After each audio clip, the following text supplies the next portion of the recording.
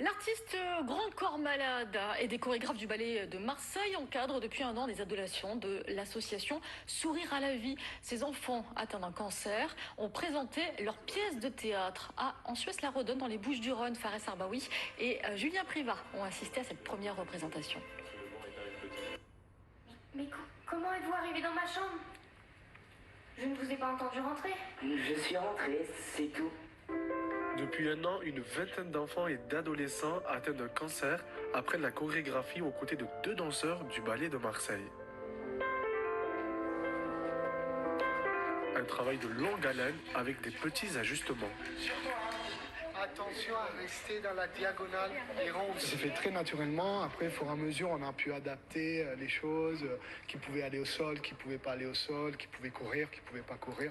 Donc ça s'est fait vraiment ensemble en fait. C'est vrai, un détail, j'ai écrit ma mort. Ah, ça c'est pas possible. Parrain de l'association depuis 10 ans, Grand Corps Malade va accompagner la troupe sur scène pendant toute la tournée en France. Ils sont présents au bon moment, ils sont placés au bon endroit, ils sont concentrés en coulisses. Vraiment, mais en plus je rigole pas, j'ai absolument rien à leur dire. J'essaye, comme moi j'ai pas eu toute la préparation qu'ils ont eue, j'essaye d'être à leur niveau, de pas me tromper dans mon texte parce qu'ils me mettent une bonne pression.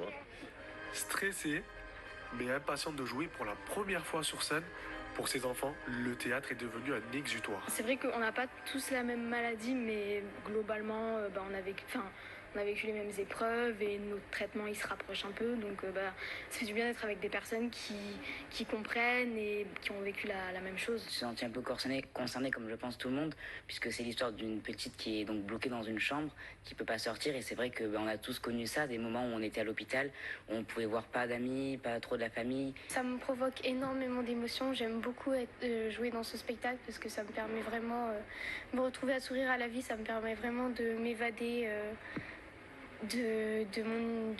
ça me change d'univers en fin de compte.